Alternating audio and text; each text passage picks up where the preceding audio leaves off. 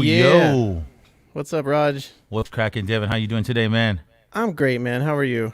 I'm doing good, man. It's good news today. We got a new president over here. We got a new president up in here. Up in this bit. Yeah. There's a lot of work to do, but that's step one. So Right. So we're all very happy about this. Yeah. Tim wants to see Devin with grin ear to ear. So there we go. Well, look, of course I'm grinning ear to ear because you know what my favorite part about today is that the legendary Wailing Souls are going to be joining us. Yes, sir. You know, Wailing Souls need no introduction. They have just tune after tune after tune of just some of the greatest music ever recorded in Jamaica. Stuff that you could still play today and it sounds as good as it did when it came out. Right. So we are going to... we want to get to them as soon as we can. So we're going to start the show like we always do with our Tune of the Week segment. And let's see, whose turn is it to go first today, Raj? I'll jump in first, man. You want to go first? Do it. Yeah, man. Okay. This song is a really cool tune. I had to share it with y'all. We'll talk about it after you guys listen to it. It's called All I Have Is Love by Winston Wilbert.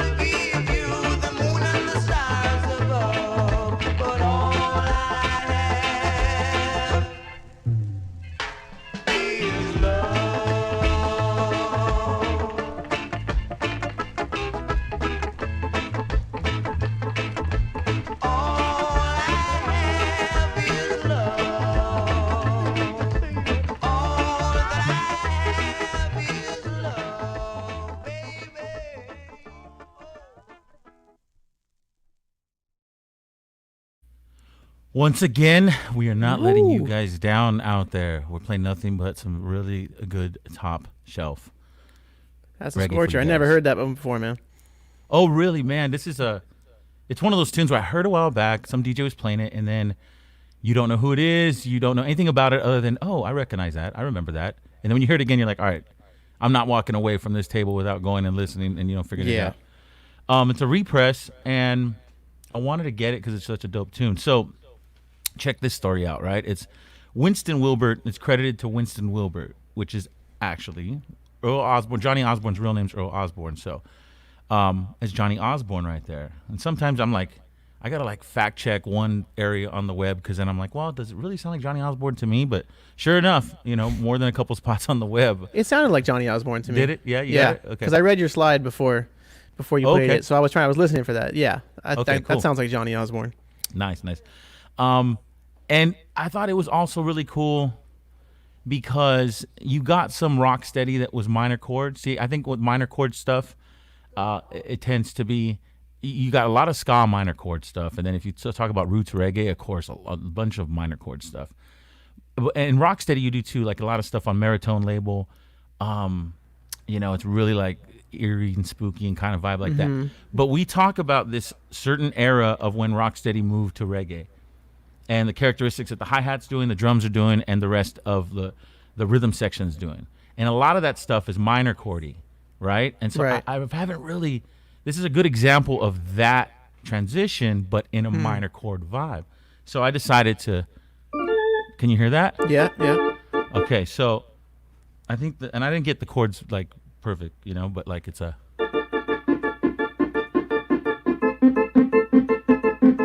And so that's what we kind of heard. When so many times it's more of a vibe where it's like. Right. So that's like, there's a million tunes that have that. So that's what I'm talking about. When you switch it to minor, there's not that many out there that do that. And so, that's attracted me to this song. That's something like, I consider myself a reggae nerd, but that is something that like, man, that's like only an organ player such as yourself would notice that. But now that you bring that up, I'm like, wow, that's right. Nailed it. Yeah. So that's, I hope everyone digs that tune and, gets it for their collection. Like I said, it's a repress. It's not hard to get out there. You got to look it up. Sometimes these represses end up being hard to get and end up costing money themselves. That's true. Yeah, I thought it was a really cool tune, man. I'm into it. That was a great one. What do you got gone?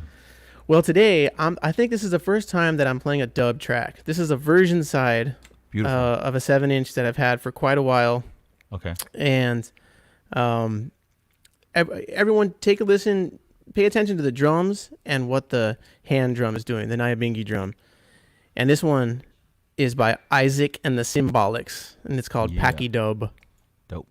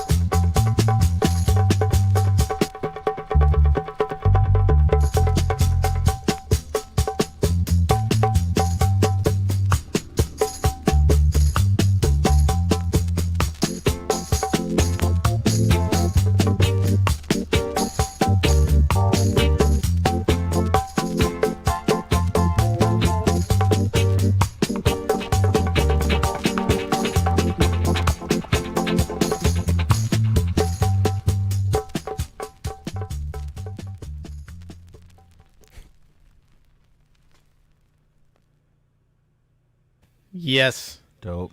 So good. I love those kind of dubs with the, with the heavy repeater happening, repeater drum. For everybody who doesn't know, the repeater, that's the name of one of the drums in the Nyabingi orchestra. It's the high pitched one that's doing all the leads that you hear on that tune. And I love the way they have that. It's got a very it's got more tone on it than you maybe sometimes hear. It's not such a dead sound. It's like, dun, dun, dun, Right. And it's just killing it. I don't know this for sure, but I think that's, the legendary Scully playing that just because some of the licks he's doing. Right. He does this lick that I copy all the time. That's like dun dun dun dun dun dun dun dun dun dun dun dun. Like, and when I hear that, it's like that's got to be Scully. Like he does that. Right. So I think it's him.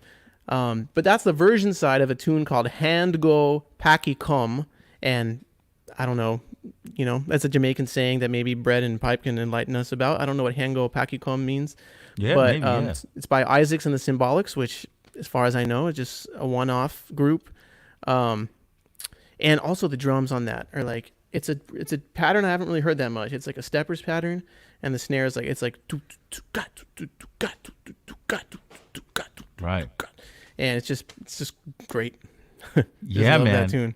I think that's a great dub you picked. I mean, because think about it, 1 million dub tunes, but not all of them are winners, and so right. It's like that took me through a journey for sure. It's the first time I ever heard that when you played it, so I'm like, okay, cool. And I'm the tambo, the thing that pops in my head, the first thing is like, okay, and I hate, sorry, ladies and gentlemen, but I'm always coming from like a musician's perspective, but the tambourine, man, it's like that's so important where it fits in the pocket, how that it's we use the word swing a lot, but it is swinging perfectly. Obviously, bingy too, the bingy drum and the tambo, like that's what's shining on this track when I hear this. So and the A side is great too. Like if we had more time, I'd play both because the A is great. But I love the dub on that so much, and the percussion, the bingy track isn't even on the A side. It's just something they did for the B side. So it's like I gotta play that B side of that. Yeah, dude. Yeah, it's one of the best. It's one of the best. So that's our tune of the week segment. And, we want to bring on Pipe and Bread in just a second here. But before we do, we want to tell everybody out there that our Reggae PodClash merchandise shop is up and running. And I'm just going to remove you and myself for a second, Rob.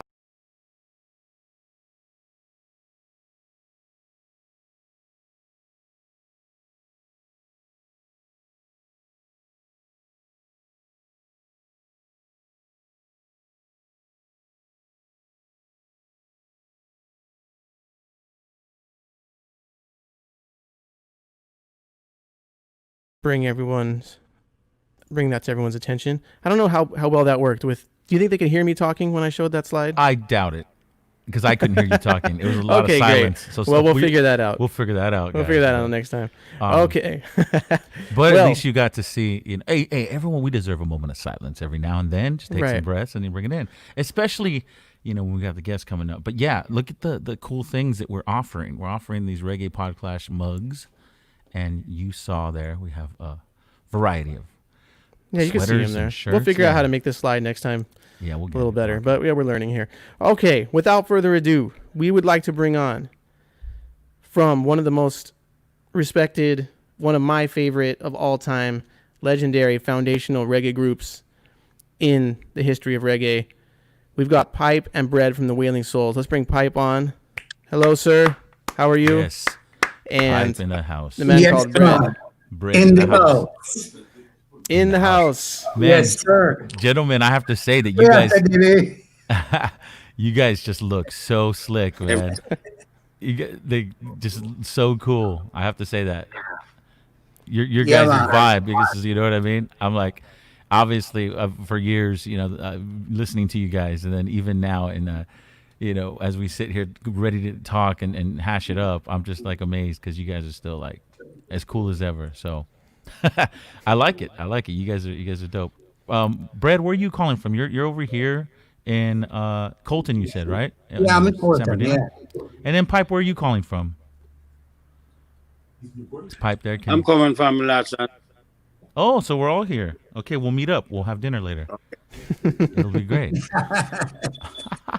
Nice. Well, we're in Los Angeles too, so it's it's a LA party. This is great. Yeah, definitely Cali. Yeah, man. So, I mean, we've been wanting to have you guys on the show for quite a while, so thank you for coming on. It's really a pleasure to have you here. Oh, we lost you, Raj, but maybe you can figure that out. Okay, well, while Raj figures out his video situation, this. Oh wait, here we go. Ooh, what's going on here? There we go. Pipe, can you hear us? You can hear us, right?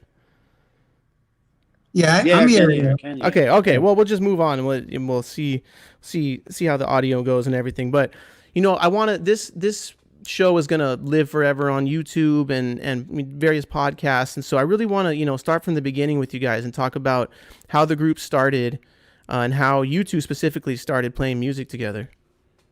Okay, well, we started playing music together from we were like about 9 years old. We were always music there. Yeah, from we were kids. And I've been playing music from like 10,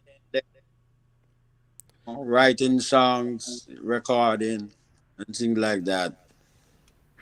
So music is a thing that comes very easy to us. It's like a gift. And it's always there for us. Pick it up at any time. So I started it from an earlier age. Beautiful. And then, so let me mention real quick that the way the audio format works on this, it works better if one person talks at a time. So I will let's see, maybe I'll ask. Let me ask Brad. How did the two of you meet and start playing together? Well, we met from we were, as we say in Jamaica, short pants. Right. We were pre-teens when I first met Pipe, because we both grew up in Trenchtown.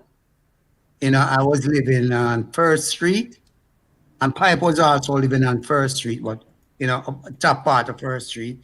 Mm-hmm. And, we play cricket during the days, and, and evenings, we usually all go over to a yard on First Street where we go into the kitchen and rehearse singing, and out of that sometimes you'd find maybe 15 young guys. Me and Pipe was among the youngest, because you would have people like Bob Peter Bonnie, you'd have Joe Higgs, and you have two brothers called Richard Brothers. They were also singers at the time also. And they had a guitar, one guitar. So we all started to play that guitar. We all learned to play that guitar. And, we lined up because sometimes, so many people is there and wanted to play that guitar that we had to line up. Right. And then wait till, it's free, then we get to start playing it and, learn chords, self-taught, Mm-hmm. And from out of that group, me, Pipe, and another guy named Georgie, we call him Buddy, started singing together. And both in the mid-60s that time, me and Pipe was still in high school. Buddy was a little older than us. And there's a guy named Ace Folder who worked at Federal Records, who at the time was like one of the biggest records in Jamaica at the time. Right. Owned by the Couriers. Mm-hmm. So Ernest Ranglin, a Jamaican legend, one of the best guitarists in the world. He also come from Trenchtown, and he was working on an instrumental album, but they needed some background vocals. So Ainsley, he was the accountant at Federal Records, and he lives in Trenchtown also. So he came to us and said, guys, they need some background vocals, for Ernest Ranglin, and I recommended you guys. But at that time, we didn't have a name. So we said, all right, we have to come up with a name. So the name that we came up with was the Renegades. We were Renegades, rebels, So we came up with the name the Renegades. And That's basically how we got started. Right. Pipe was singing before that though. Pipe was singing in a group called the Schoolboys. And they Wow. recorded quite a few songs for Prince Buster. Wow. So are those? Can you find those songs like by the Schoolboys? Do those exist anywhere? I've never even heard that before. Yeah. One we used to call Lickadilly. That's why I call Pipe Billy all the time. Oh, okay. Nice. No, I call Lickadilly and another one called It Was Money. I can't remember those two songs.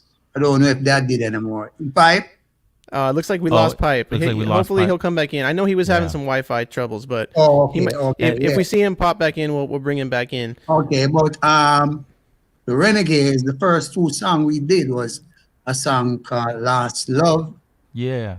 and we did another song called You're Too Young to Fall in Love, and another one called Atops. No, Atops is a term that we call for, Red Stripe, the famous Jamaican beer. Mm-hmm. But at the time, in the mid-60s, everybody used to just call it Ops, Atops, Okay. hot beer, because it was the thing. Everybody drink hot beer, Mm-hmm.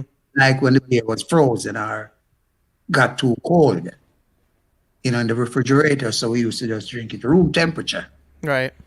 So that was one of the hits, So, we did that session with Ernest Ranglin at Federal Records, and it turned out quite well, And then at the time, too, you have a lady called Pamela Bly. She was from England, and she was there in Jamaica recording some songs. One song she was recording called Somewhere My Love, and they needed background vocals on it. So right away they said, oh yeah, let's get the Renegades to do the background vocals on that for her too. So we went, did the background vocals for her, and that song went #1 in Jamaica. So the Renegades kind of start making a name right there and then. And then out of that, Federal Records say, okay, guys, time for record you guys now, on some solo project. And that's how we started recording for Federal Records. Yes. And what year was this? Like, because this was right about 1965. Because this is rocksteady music at this point, right? I mean, Yeah, 65. The Renegade stuff is the rocksteady stuff, and I was like, wow. Yeah. When I found out that you guys were the Renegades, I was like pleasantly surprised because. But right after that, maybe a year or so after that, Buddy left the group. So it was just me and Pipe now, and say, okay, Buddy left the group. So me and Pipe now, we started, rehearsing as a duo, but we wanted to find a third member, to make about the trio. But by then, there was this virgin called Oswald Downer, we call him Sabu, and Norman Davis, we call him Flats, who used to sing with the tenors.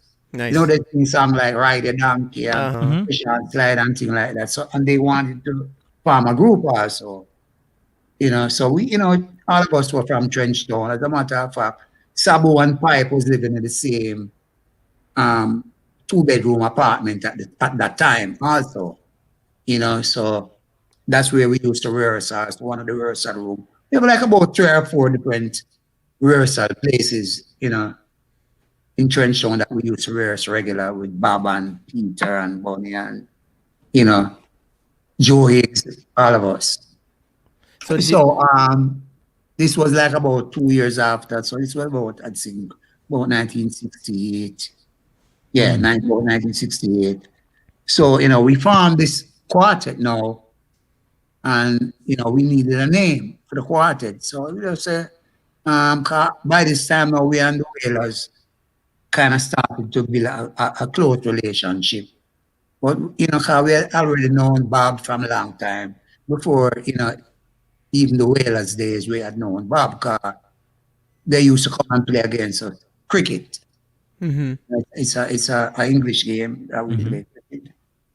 So we live on 3rd Street, and there's the park, where we had the cricket field and everything. So most guys, in Trenchtown, you have 1st Street, 2nd Street, 3rd Street, 4th Street, 5th Street, 6th Street, right up to 13th Street, where Toots and the Maters live, And, Alton Ellis live on like 5th Street, 6th Street, Peter Touch, him used to live like right between 4th and 5th Street and so on, you know. So most guys used to come to the park to play cricket.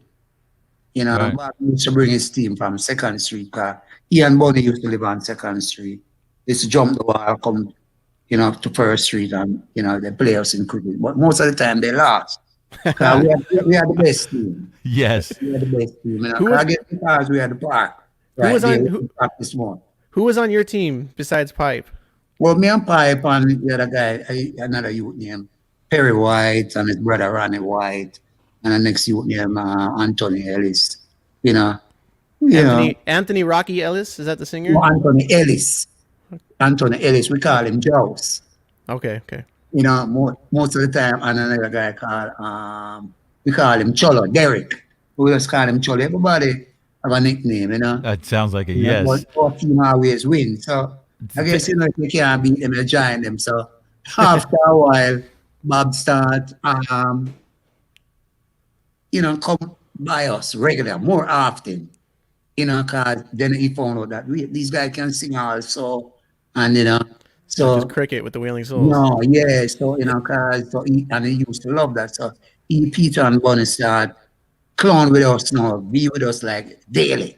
Right. You know, and that's all now, you know, everybody like sometime 10, 15 of us would be there. They'll be singing, we'll be singing, everybody like a choir. Wow. And then you find like other singers like from neighboring city, like Denham Town, where you have people like Ken Booth lives, and the Techniques, Slim Smith, those guys, they used to just come by because, you know, they heard about us and know that when they came, they would have good singing, you know, you know, like a choir to back them up and things like that. And And those guys were all maybe a little older than you, right? I've always read that you guys were like the kind of like the youngsters. So imagine we were on the younger group. Yeah. Right. So you're hanging out with all these great singers like the Wailers and Ken Booth, and so I imagine you maybe picked up some singing techniques from those guys, right? No, but most of our technique we got from Joe Higgs. Joe Higgs. You know, he's the one who taught Bob and the Wailers, Peter, Bonnie. So you guys were all just kind of there learning at the same time. Yeah. Right. Yeah. But most of his attention was focusing on Bob and the Wailers at that time. If later on, a couple of years later, his attention turned it to us. Because they were already having hits by that time, right? I mean, by that time they had some ska hits and Simmer Down right.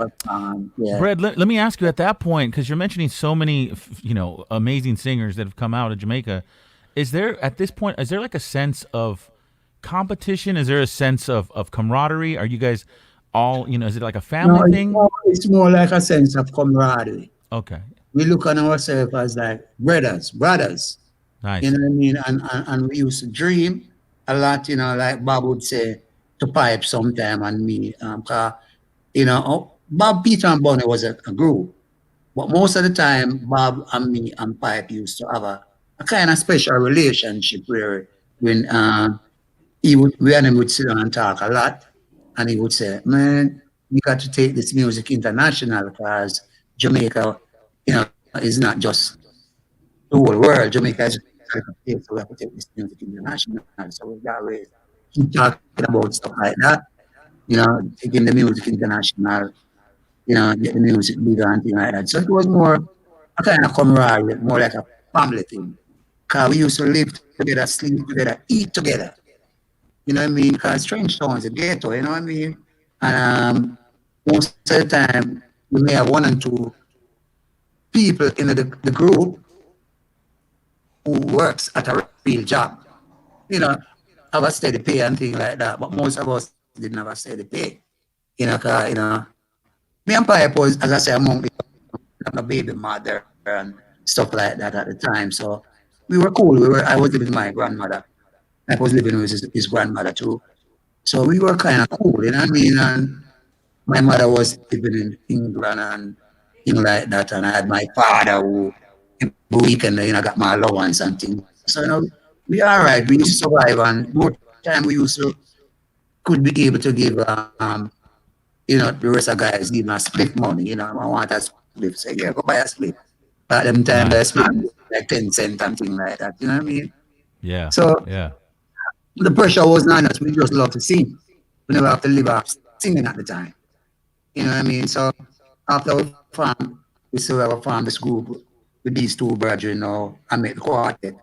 So, by this time, as I said, we and Wheelers, them kind of got really close. And the Soulets also, which is Rita Group, Rita Marley. Yeah. She and her cousin Constantine Walker, we call him Vision, Dream, Right. and her Nice. Precious, right? Mm-hmm. Cause Dream used to rehearse a lot with me and Pipe too. He was gonna be a member of Wailing Souls, but then he went to America. He migrated to America quite early. His parents sent for him. Mm. Else he would have been a member of the Wailing Souls. You know what I mean? Cause that's Right. how we thought we would do it. So I've got a question I wanted to ask you. I'm not sure everyone's having video problems tonight. It's just me and you, Brad. But so I read this. I don't know if it's true, but there's some tunes by a group called, it was labeled as the Little Roys, and it's Bongo Naya and Selassie Want Us Back. And I read somewhere that that's not actually Little Roy, that it was the Wailing Souls. Is that true or not? That's the Liquor Eyes. Okay. Bongo I Naya always is Liquor Eyes. Yeah. and a tune called Yeah. Selassie Want Us Back. Do you Yeah, remember that's the anything? Liquor Eyes. I think what happened, right? Have you read that before? Because have you seen that circulating? I read it before, and people have asked us before. Oh, okay. And I think what causes that is because the first song Wailing Souls did after we formed the group, changed the name from Renegades to Wailing Souls, was a song called Gold Digger. Right. For And we Lloyd recorded Matador, right? Like, yeah, Matadors. And Yes. Little Roy's was on that label, Yes. Matador label at the time. In So fact, think I have a compilation that's record. Okay, go Yeah, I ahead. think that's where that misunderstanding came up. Okay. Yeah. I wanted Yeah. to ask because I read that, but then I listened to it and I'm like, nah, that doesn't sound like Piper Bread. So okay. No, Thank you. no. Yeah. Thank you for Yeah, clear. so, and because of the close association with the Soulets and the Whalers, I had the name, Wailing Souls in my mind. So, you know what? I'm going to call this group the Wailing Souls because, like Whalers, Soulets, Wailing Souls. Oh. Because we know that we were at some point going to be doing business together. All of us. Bob was always business minded, saying, man, we need to be doing our own records and our own producing and stuff like that. So we know, say eventually it was going to happen. So, that's why we call the group Wailing Souls and Pipes. Say, yeah, that sounds like a good name. Everybody agrees. Say, yeah, Wailing Souls, yeah. You know what I mean? And so we changed the name to Wailing Souls. And, around 1968, we went to Matadors, did that Gold Digger song. Mm-hmm. And then sorry, go ahead. Immediately the following year, about 1969, we had a song named Back Out. Back Right. Out, yeah, there is a number. So we wanted to do it for Lloyd's, the Matador, but his wife said, no, we're not going to record that song, because if we record that song, it's going to be banned, because they had banned Gold Digger. You know what I mean? Because at the time, there was a guy named Walter Rodney, Caribbean guy, but he was an intellect, and he was they had him as a troublemaker basically, but he wasn't. He was just speaking about people's rights and things like that, and wrote certain books. So they banned his books, and any kind of thing you were saying that the powers that be did thought it was like too radical or anything, they would just ban it. So she thought they would ban Back Out, because we were saying, Back Out wicked, your days are numbered. Right. So she said, no, we're not going to record that. So Really, she thought Back Out was wicked was too radical, yeah, because we were Wow. saying Back Out wicked. So she said, oh, they're definitely going to ban Wow. that song, so we're not going to record that. So we said, okay. So we kept rehearsing. So, one day we were rehearsing in the kitchen again, and couple people came by and said, "Where is the Wailers? Where is Bob and Peter and Bonnie?" They were saying, "No, they're not here." So they said, "So who was singing? Who was around here singing?" So I was singing. At the time it was me and Pipe and the other two guys, Wailing Souls. Someone said, "What's up singing?" As they look at us and say, "Well, you guys ready now, man? You guys need to go check Coxsone downbeat. All right. You need to go to the beat." So we say, "All right, cause that's how Trenchtown people stay. If you can't sing them, tell it straight. Try something else." That's not yes. Right. So them tell us, say you're ready, say you're ready. Right? So straight up and downbeat. Had you met Coxsone at all at that point? Oh no, this was the first we was gonna meet him. All right. So we just went up there, did an audition, and first 3 songs we auditioned was Fire Cold Man, Back Out, but we changed the Wicked to With It. Instead of Back Out Wicked, we said Back Out With It. Oh, wow. Hey, Back yeah, out with it. Back That's right. running low. Hey. Oh, the Yeah. battery's running low. Oh. Yeah, Yeah, I need a charger. Yeah. let me go call her once. All right, Yeah, we for get it sure. hooked up. Well, so yeah, Brad was just saying that. So Pipe's been having some trouble. So we Oh yeah. we lost Pipe. We all Unfortunately. have today. It's a weird one. Yeah, you too, Rod. You've been having I some have. trouble. Hey, I'm holding I it have- down I've- though. I'm I've holding usually it had down. Yeah. But he cleared some stuff up. Okay. Yeah, I'll fill you in later. I don't want to bore Dang the it. audience with listening. I'm to gonna the have to same watch thing this twice. show. Yeah, I'm gonna have to watch it. the show. Man. All right, you got it. You Yes, got the power. we changed. Yeah, she's on brain come. Cool. We changed from Back Out Wicked to Back Out With It. Back Out It. And recorded those 3 songs for Coxsone. Mr. Fire Coleman, Back Out With It, and Row Fisherman Row. Nice. And Classics. he wanted us to record the song immediately. Wow. We didn't go to record that day. We just went to audition. So we said, "Oh, no, we didn't come to record." So we went back about a week later and recorded 3 songs. Do you remember who? Go ahead, Devin. Well, I was going to ask. Do you remember who the musicians were on those tunes? Oh, well, I remember Arsmouth was one of the drummer. Leroy Wallace was the drummer. Yeah. Oh no. Right when it was getting good. Yeah. Maybe The battery. the battery died before the. Well, man. All right. Well, look. This is we live Studio in One, Horsemouth? Huh.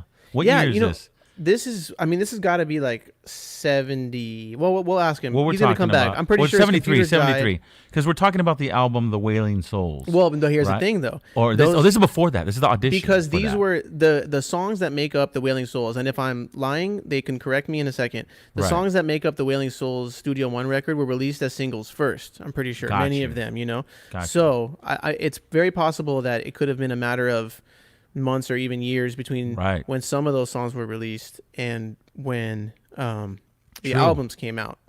So let's see if we can. Let's just try here to see if. No, that ain't Pops in happening.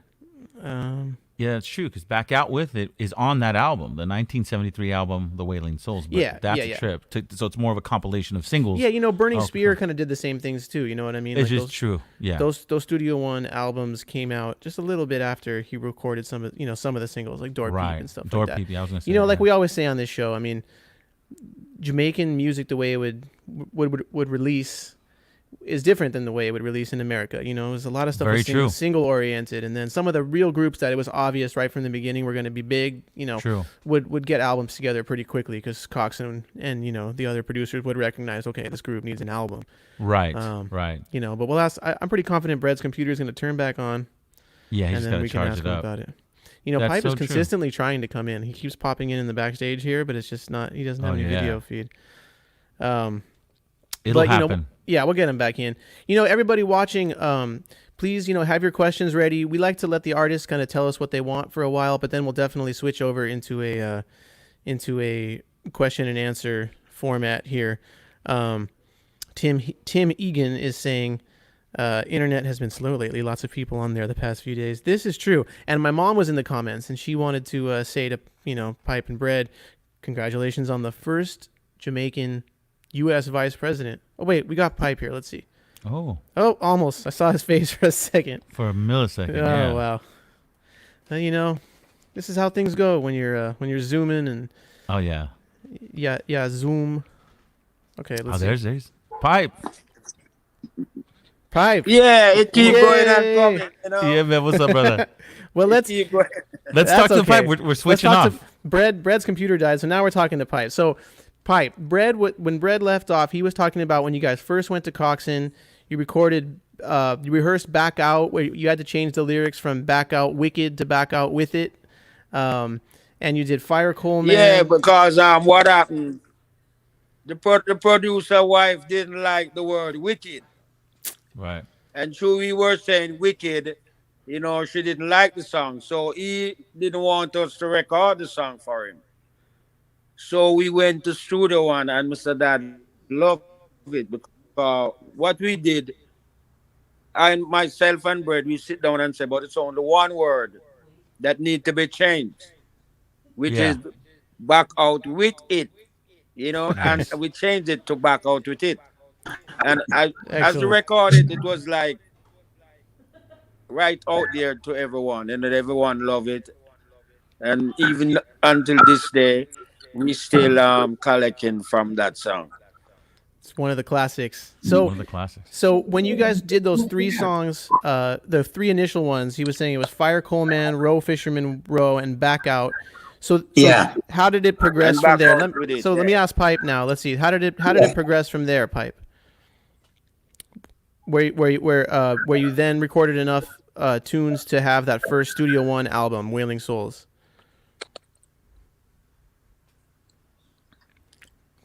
Pipe, can you tell us a little bit about recording all the rest of the songs that became that first Studio One record? Maybe He's losing it. Okay, Brad, we'll ask you again. We got you on, Brad. Yes. Well, yeah. We, as a matter of fact, we eventually recorded I think probably about 50 songs. Wow. Yeah. For Coxon? Yeah, because he eventually released 2 albums. Yeah. The first album was called Wailing Souls, and then the second one was called Soul and Power. Soul I and have Power. it right here. See, I have it right here. Right. And then this is the second one, right? Yeah. And then this is the first one here. Yeah. But I must tell you a story. These guys, all 4 of us there, didn't sing on those songs. Pipe, what happened, right? The story to it. What happened is that those albums wasn't released until maybe about 8 or 9 years after we actually recorded those songs. Wow. Because what happened, right? Oswald Downer and Norman Davis, the 2 original members with me and Pipe, they left the group. Mm-hmm. Right? Because, you know, as I said, they were older than us and they had their baby mothers and their families, and they had to be able to support their families. And, you know what I mean? And at the time, you couldn't live off music in Jamaica. You know what I mean? Right. Especially 4 of us, you know what I mean? But so Norman Davis left the group and went and started working on a ship, cruise ship, sing on a cruise ship. And Oswald Downer, he went to Canada. So that left me and Pipe again alone, right? That's always it always go back to me and Pipe. So they went, and then me and Pipe again, and then that guy, George A., who had left the Renegades, he went to the music business. So he started coming around again. He's from Frenchtown also, and by that time, Joe Higgs was with us now fully and started to coach us, teach us, you know, harmony business and the whole business of music.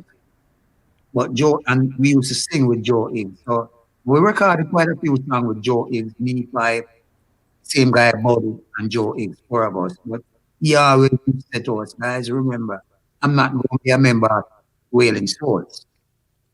You know, this is just a temporary thing. So you guys still going to have to get back your 4-man group together.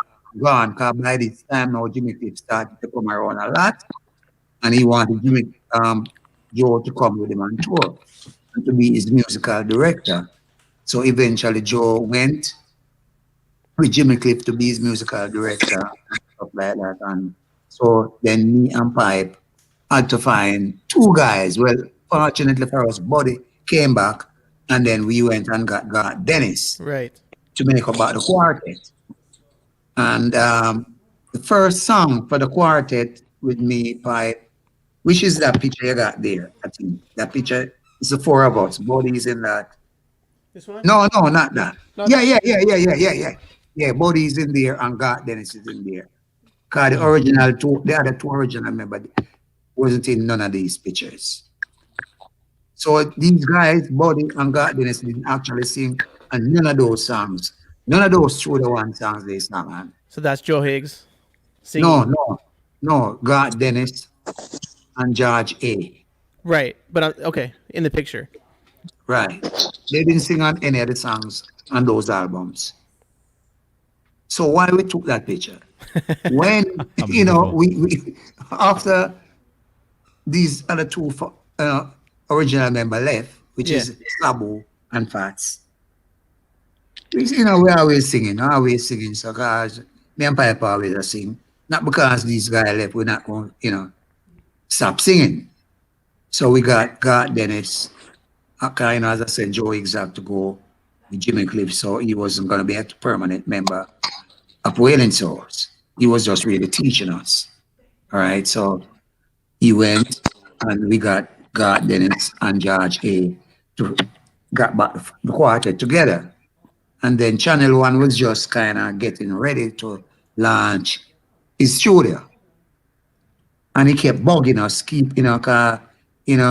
there's this guy who lives on First Street also, who used to work in Channel One, pressing plant.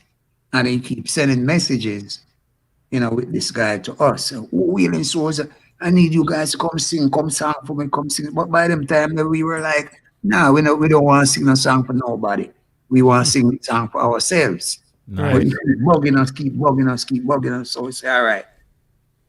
He had, because what Channel One did, he started recording Studio One tracks. Most of Channel One tracks that got hits is Studio One tracks. Right, the bass lines and all that stuff. They had some legal problem, and that they sorted it out.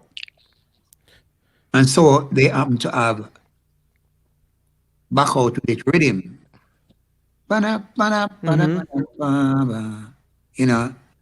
they wanted us to come and sing back out with it and the rhythm. So Pipe said, no, we're not going to really sing back out with it and that rhythm. We already sing back out originally for Studio One. So we're going to write some new lyrics. Right. And that turned out to be Things on Time. Yeah, classic. Nice. Right, our first official #1 hit in Jamaica. The original Back Out Rhythm, the one you mentioned, you just kind of sang a little bit.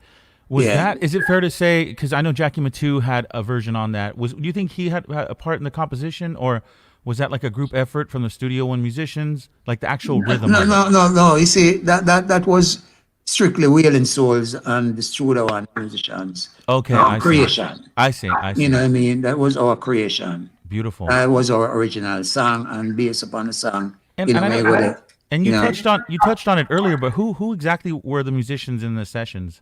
Oh yeah. It was originally it was Jackie Matu.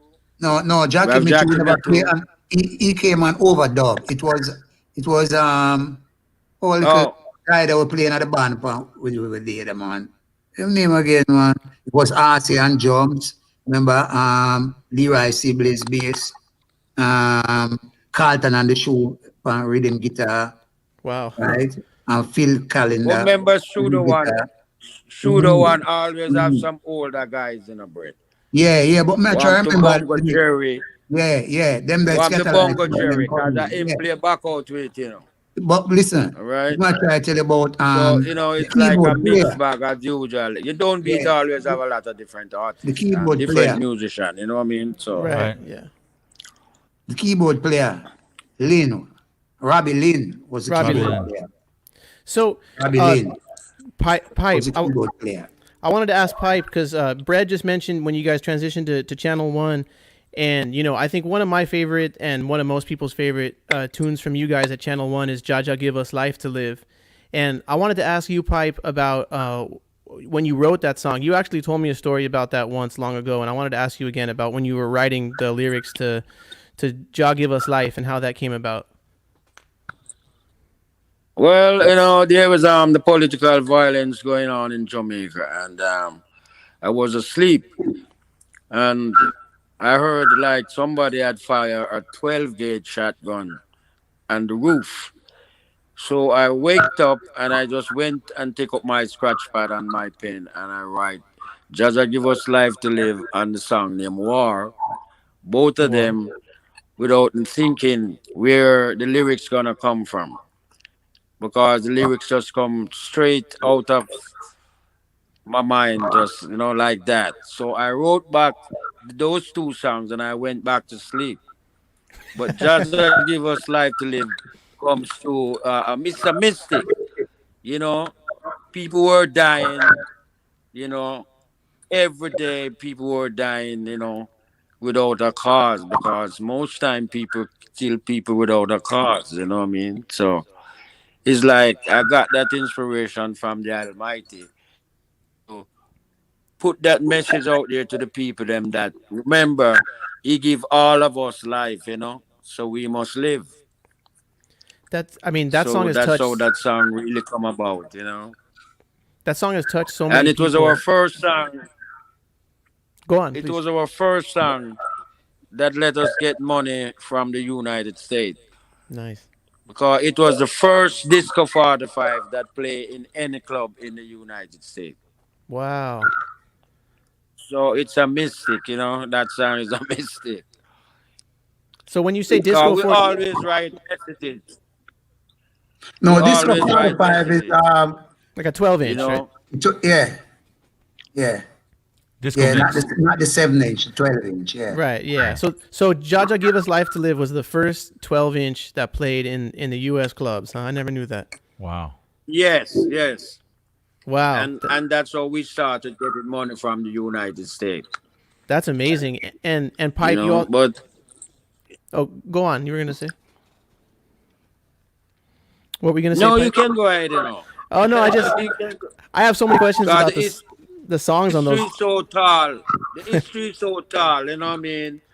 We need a lot of time to really sit down, and it's like we are gonna write a movie or a documentary, So Yeah, Right. that as needs I to say, happen, by the way. most of our songs are messages. People have to just listen, and they will get the knack of it, and see what we're talking about and look what to expect, days to come. Definitely. Because all of our songs, them are true songs. Like Firehouse Rock, those are real songs. Because those songs are written after the place Firehouse, which is Waterhouse. Mm-hmm. Yeah. You know what I mean? Yeah. Kingdom Rise, Kingdom Fall, Love that one. All Right. those songs is like, we're telling the people about inflation at that time. And we come back again and we try to show them that be aware, because here come the shark attack. This is the new world order. See? So Nice. it's like going on and on and on. We are just here as messengers and observers for the people. So whenever time we get the message, we have to really bring it out and let the people know what is really going on. And that is one of the things that keep us over the years. We always write positive music, that people can relate to, and, help people, it heal people. So that's the Wailing Souls. We are just a mystic, and a very spiritual group. You guys really are, and I think when I think of Wailing Souls, I think of minor chord rhythms, and it kind of adds to that mysticism of the kind of just dark, heavy feel. And I wanted to ask you guys about this record here. This is 1978's Wild Suspense. Wild Suspense. Well, And that record, came Yeah. out of the Channel One sessions, right? After we kind of sing all those Jaja Give Us Life to Live and Mm-hmm. War and all of those songs, and very well on those songs for Channel One.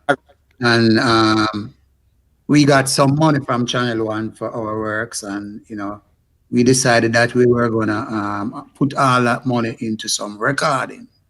And the first song we recorded was Brother Gravalicious That's on our own label, Massive Records, and that song was a hit and it took off, and Chris Blackwell heard it and sent some guy from England come down, Island Records, and offered us a deal, you know, and that deal, Well, came out. while suspense, A record Brother came out of Gravel, that deal. Brother Gravel should for production for ourselves, Yeah, and that song draw Chris Blackwell from Island Record. So that's how come we ended up doing Wild Suspense. yeah, that's what I was telling him. Yeah. Yeah, for Island Record. and how where did the name Wild Because Suspense come from? Well, Malicious there's was a song. by the punk There's a song on the album called called Wild Suspense. Sid Right, Vicious. right. Huh? Remember Sid Vicious? Yeah, Yeah, he loved that song, brother. You know what I mean? So from that, the people them starting. You see, we the kind of people that because we know who we are, we know the work that we are doing.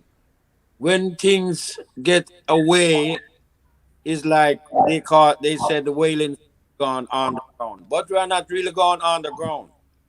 We always keep writing music, and then we had other things, to think about like family, you know, and things like that. But it's just to really go and get new lyrics and new messages. And that's why you have in a period of time we would not put out no music. And then 1 year we will put out 3 albums, 2 albums, you know, Mm-hmm. because we're not gonna write something that really not can elevate the people's Ah, well, of tomorrow, which is in the next generation. Because we are the one have to set the Sure. example. Yeah. So I try to, you know, do we try to do those things? I can say it myself and my partner, because we know what love is.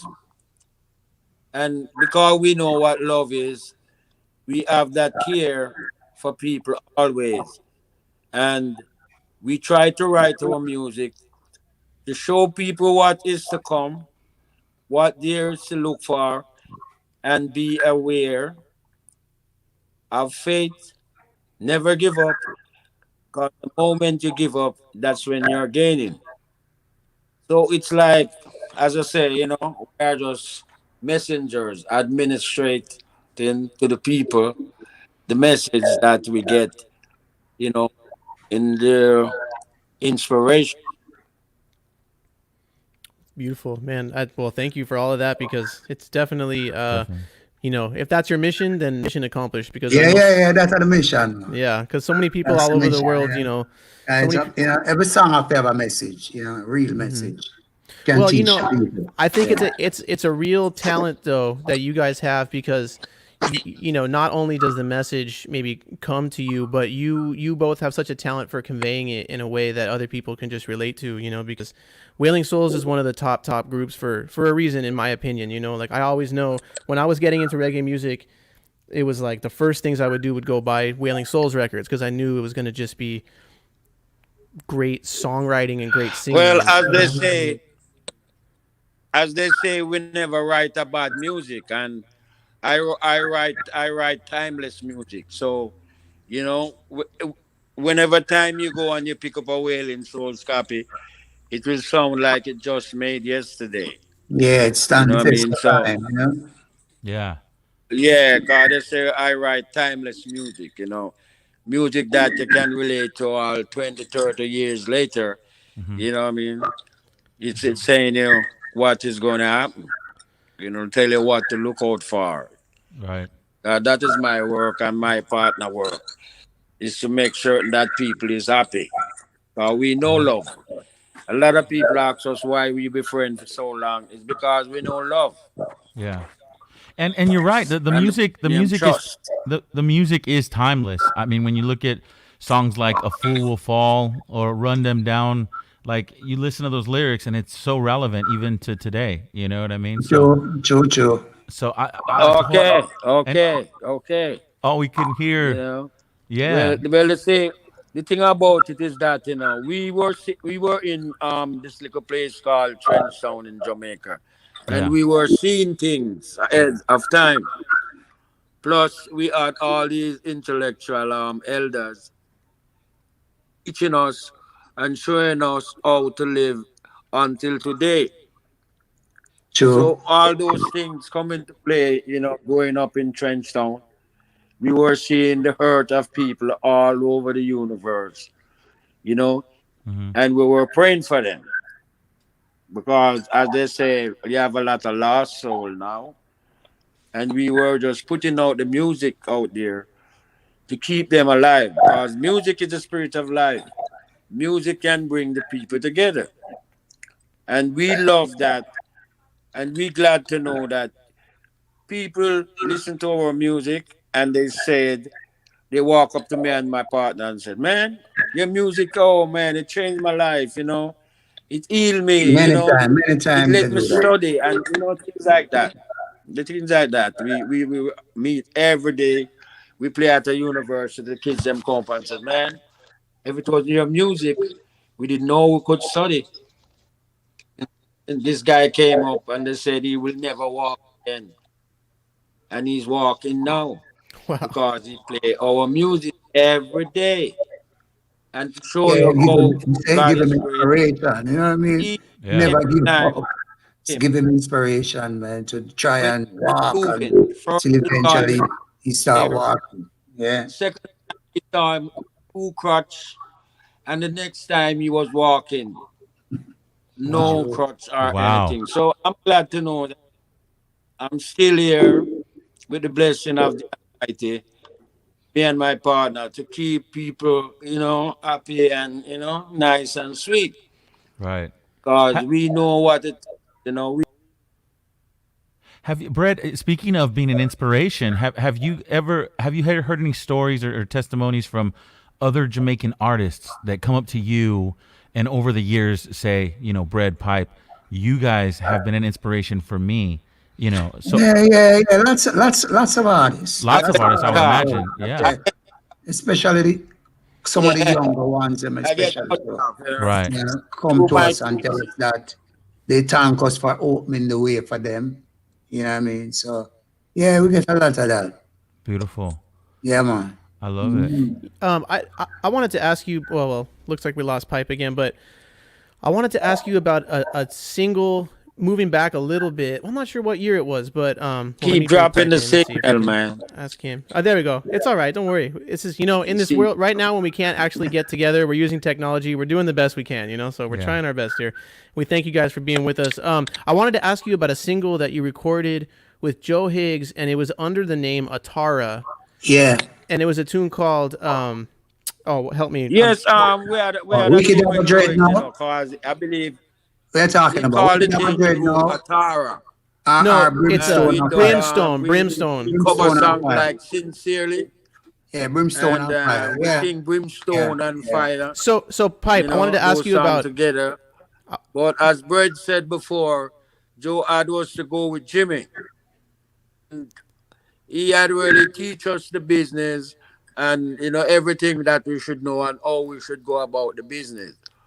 So he went away and we it's like we weren't doing anything until Channel One come into Right. play, and from there is like gold, Every But song we do it went number one. Cause we did like five number one songs plus albums. We have three top songs on the reggae chart in London. And oh, well, Brad, what do you remember about like writing and recording the Brimstone tune, because that's always been one of my favorites. And Well, also, you know, most of our songs were done in the little rehearsal room, maybe into pipe and sabu house, because that's where all of us used to be, or in the kitchen, on First Street. Been through because And as he says, that's where we wrote those songs, it's me and him right we are through, smoke, me we and are him right smoke, through. and we'll cook and eat and write know. songs. Yeah. Perfect. Yeah, so that's how those songs come about. And, we always think about the Bible and, people's liberty and things like that. So, and why did you choose? and things like that. Why are those songs released as Ataras and not Well, Atara, because But at the time, Atara was really, we were forming a kind of like an organization. And it's an African name, Atara. Okay. So it was like basically, that's why we didn't use Wailing Souls. We used Atara. it was just something to keep us going, Keep us busy. Keep the vice and the vibe. As Pipe was saying, sometimes we just. As I say, we did like 2 or 3 songs. Sometimes we just come off of the radar. Oh wait, hold on. Wait. One sec, Brad, because I think we could hear Pipe. What were you saying, Pipe? Pipe, go ahead. What were you saying? Well, I said, this just like 3 songs we had did with the group Atara. As I said, we cover Sincerely, Brimstone and Fire, and there was another song. No. Wicked Aggo Dread. No. Yeah. Wicked Aggo Dread. No. Set I and I free. Set I and I free. Yeah, right. That's your. Wait, Pipe, could you sing a little bit of Wicked Aggo Dread? Do you remember? We are here, and there's still greater to come. Cause we still writing, as you know, this new album out there now, and everybody was surprised that we were still writing, this kind of music. But what happened? As I say, our work is a mystical work. And whenever time we see certain things, we see things that you don't see. All right? So when we see those things, it's like we back off, because we are in no hurry, We just wait until the Lord. Like we just go underground, you know what I mean? We just back off. Yes, as I'm saying, Yeah. We just back off and go underground, as I say. Yeah, and just come again. And just let things flow. Yeah, right. What we are doing, we are watching the trend of the music over the different ages, where the music turned into, where it's going to, you know what I mean, and things like that, so we can able to write, and be current at all times, True. Whatever going on, we are always current with whatever going on. So speaking of because the new, we got it right. Speaking of the new album, I mean, when you talk about current and what's going on right now is the producer Alberosi. How was it working with Alberosi on this new album? Well, Alberosi he started the music. Easy working. It's just a coordination of doing or doing overdubbing something on our tracks, Gotcha. Because we had already made our demos from here. Right. We took it to Jamaica. Yeah, the demo songs them right. Italian, yeah. Yeah, I have to voice over all the songs them down there and thing, and he did adding the horns and percussions and the background singers and things. We was to leave Jamaica to come back to the state. But he's a good guy. He knows what we want and the type of things that I've been told many years. So the Wailing Souls music. Many years. Yeah. I've been told that our music can take any kind of inspirations. And he has the same idea. Yeah. He has the same idea, just like how we think about our music, should be really produced. Mm-hmm. And we work with him and we have a very good time, cause we just had like a week to finish up our thing. Then we went down there Tuesday, Monday. We leave here Monday, reach here Tuesday, and we finish everything by Thursday. Wow. So Yeah, it was because we very quick, already just a had the short songs thing. ready, you know what I mean? Solomon Agunde, Yeah, yeah. cause we always wrote our songs, you know what I mean? Cause as Joe used to tell us that we must always write our songs Yeah. and register our songs, you know what I mean? As I said, Right. he taught us the business, about the music. Yeah. Do you think that's why he was so valuable? I mean, Brad, you mentioned that Jimmy Cliff had taken, Joe Higgs, and then obviously his work with Bob and the Wailers. Was he like that? I mean, Well, I want to tell you something. yeah. He is really valuable because I don't see anyone even until this day that can really coordinate and put things together in the music like Joe. If you have a problem, harmony, he can set that. Lead, he can set that. You know what I mean? Writing, but you see what happened? Joe is a very serious teacher. Joe doesn't play. See, Joe is a very strict man. If Joe come and him said five singer seventh, Bird, you singer six.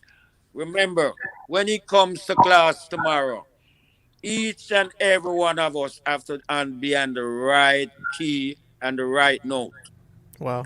or else he will just walk away. He will just put down the Wow. guitar and walk away. Wow. So And you have to be very, you have to be very unique to work with him, and that's why all these greats come around him because he knows it. He knows it. and It's a gift. Cause in addition to that, he knows the business side of the music too, you know. Business side of the yes, music. the business side. Yeah, I Yeah. know that also. Yeah.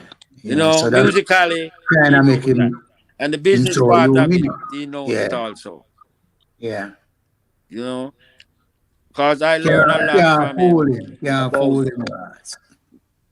Wow. yeah, as Bird Yeah. would say, both of us learn a lot from him that we could be out there in the world today and still performing, and recording because we know what we need. We know our value, and it's like this music is such a great music that it captured the world by storm. And even today, people really find out what this music is. This music is the people's music. This is the only music you don't have to go and coordinate a dance for it. It's a everyday life. It's a everyday living. You walk, you talk, you know what I mean? You run, you shake, everything is that reggae. Because reggae is a raw thing from the ghetto. It's built out of people suffering and people struggling. Yeah. So it is the people's music, you know what I mean? And you guys mentioned, well, we had a question in the comments section here about the Firehouse Rock record. I think everybody likes to know about that record because of, I think of all your works, maybe that's the one that people maybe hear first, or it just hit hardest with them. So maybe Brad, you could start and just talk about how you guys linked with that's channel one too? Firehouse Rock.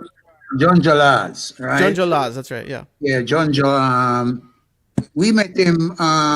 We usually record at Channel One. So one day he came to me and he said, "Bird, you guys, I don't pipe wasn't there." He said, "Bird, you guys can come do some work with me." So I said to him, "So Junjo, you think you can manage a group like Wailing Souls?" And he said, "Yes."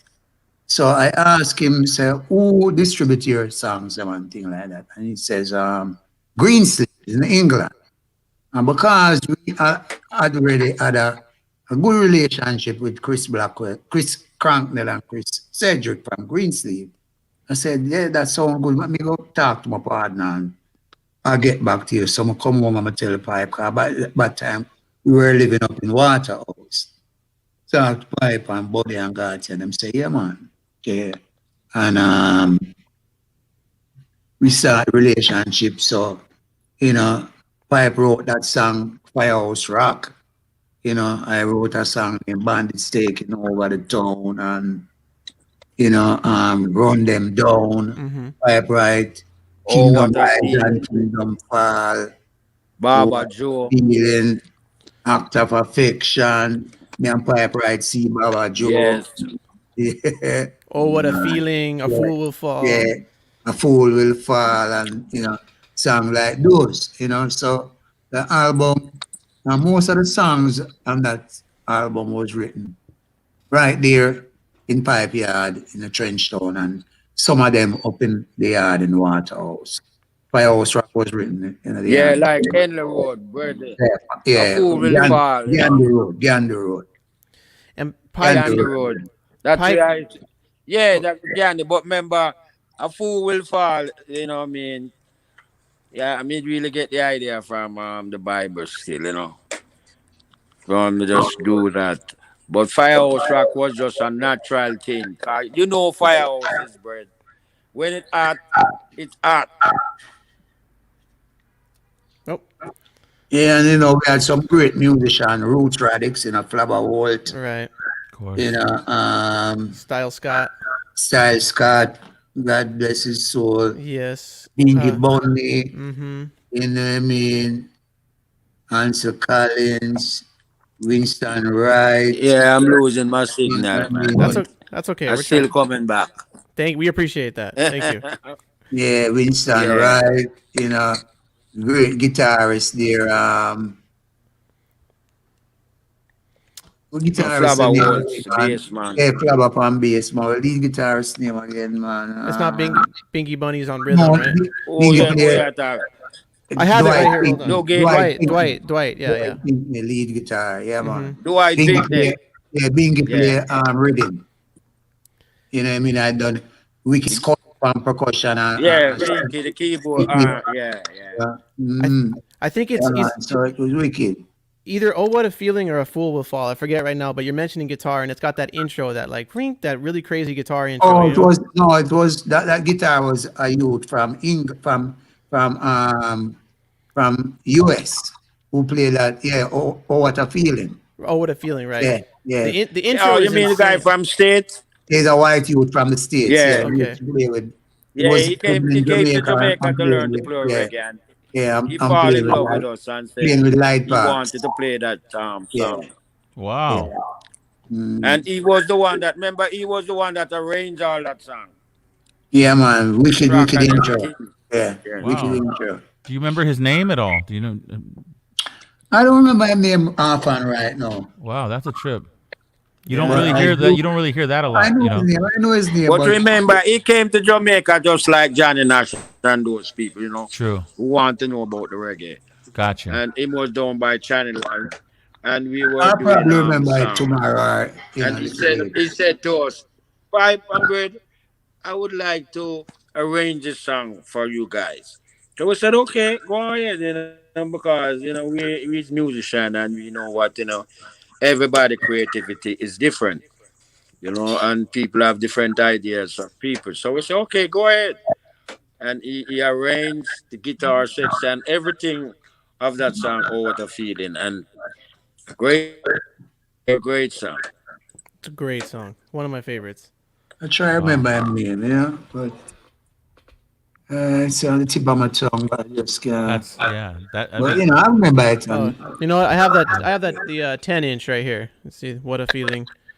Yeah, man. Yeah. Okay, That's a I see it, yeah. Yeah. And actually, the other side is Kingdom Rise, and you guys all signed this for me when we were playing together. Yeah, In yeah. 2008. Yeah. Kingdom Rise, Yeah. And what about that? Do you remember Yeah, writing? man. What was that Babylon like? back is against the wall. Amazing. Yeah. It's an amazing song. Well, is that I was telling you, we were showing them about economics, and inflation. Remember that song we came and we're telling them about inflation, and poverty is causing great political, see it? Affliction. Yeah. But people wasn't listening. Yeah, I say the people in Europe were more listening to the words. Because that's why we get so big in Europe and in Asia. Like we played places like Indonesia in the Wow. early 90s. 95, Wow. 96. You know, and it's like the Muslim they love the music so much that oh man, everything was first class. Everything was first class down there. Wow. Japan the same thing. Africa they will mob us. We can if we go to Africa because they just love to hear the Wailing Souls. When we go there, some of the songs that we have done for many years ago in the early days, those are the songs they want to hear in Africa. Yeah. Yeah, because they said they grow up on those songs.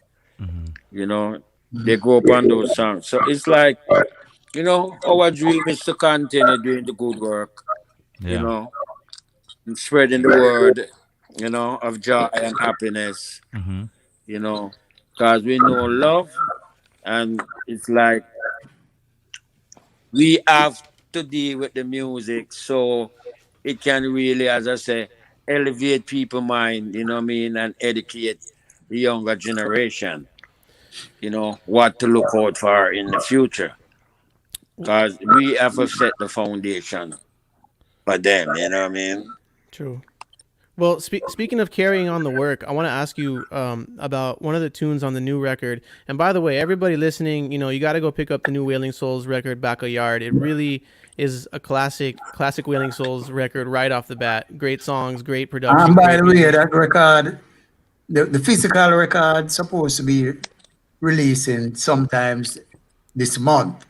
The CD and the Yeah, vinyl. Because right now it's just being streaming, the digital thing right now. right. iTunes, Spotify. Mm-hmm. Well, I mean, it's a great record, and everyone go, be on the lookout. Go listen to it, go stream it right now, and then buy it when it comes out. But I wanted to ask you guys, and maybe Pipe, I'll ask you first, about the tune "Invisible Wall."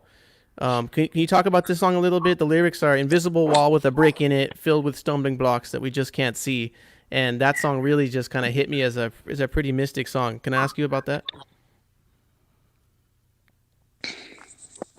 Oh, can you hear me, Pipe? Okay, well, Brad, maybe I'll ask you about that. What song? Oh, Invisible Wall. The song Invisible Wall on the new record. Invisible Wall. Oh, my thing is messing up. Okay. That's okay. Well, Brad, maybe I'll Well, it's just, like, it's a mental thing they have us on now. Well, look, it's like you have mental slavery. It's not the physical slavery again, So it's like they have us with this invisible wall, wherein mentally they have you in chains. You know what I mean? So it's just the idea that it was coming off the invisible wall. it's a great with a tune. brick in it. Yeah. It's a great tune. Yeah, man. Just have to deal with the mental slavery. It's not the physical slavery again. They're not the feel again. You know what I mean? I pick the cotton and them thing there. But them have way mentally, not physically. Right.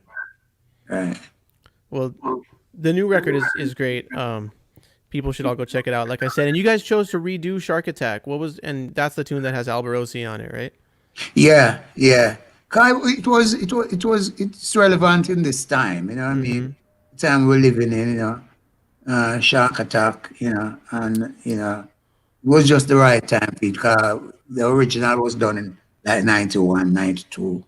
Right. You know. I remember that. I was a little kid when that came out, and I Yeah, and remember. all over the world, and that's it. A lot of people didn't get a chance to hear it. So, we just figured it was time to redo it. Yeah. When the original Shark Attack came out, And update it, yeah. I didn't even listen to reggae back then, but I remember hearing it. It was a big hit. I remember hearing Yeah, it anyway. it sure was. Yeah. First Grammy nomination. Yeah. You guys got three Grammy nominations, right? Yeah, so far, yeah. So far. Well, I think you might be headed for another one with There this you next go. Yeah, record. yeah. this one. Hopefully, yeah. There's a comment here from Dylan Savage about, we were talking about the guitar player who came down and worked on that tune. He wants to know if it's Andy Bass. That's it. That's it. Andy. Wow.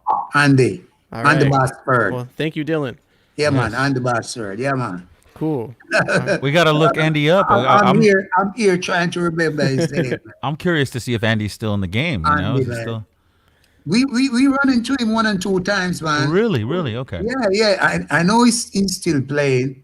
Wow. You know, but I don't know if he's playing with a band or what. Right. But I know he's still playing. Right. You know. Mm-hmm. Yep. And we have a question too. They want to know, can you talk about how the track "Move On" was made? Well, move on, right? You see, you see what really happening now. Most of these songs, we sit down in a trench town, and most of the things that is happening in the world out there happens in trench town too. Because most of the time we write song about our own experience in trench town or in Jamaica, and it so happens that it's the same kind of experience people everywhere in the world is feeling, you know. Because, you know, we live in a place like Trenchtown, so much oppression, because it's a ghetto. And they ever say nothing good never come out of Trenchtown. Because, you know, because it's a ghetto, if you go and look a job, right, and they know that you're from Trenchtown, no matter how qualified you are, you don't get the job. Wow. You know what I mean? No matter how qualified you are, you don't get the job. So that causes you to be more creative. That's why so much good music come out of Trenchtown and so much good musician. Because even the Rasta belt them and all kind of Rasta thing. That's how people just have to be creative. Because if they go to try get a traditional work, they're not getting it.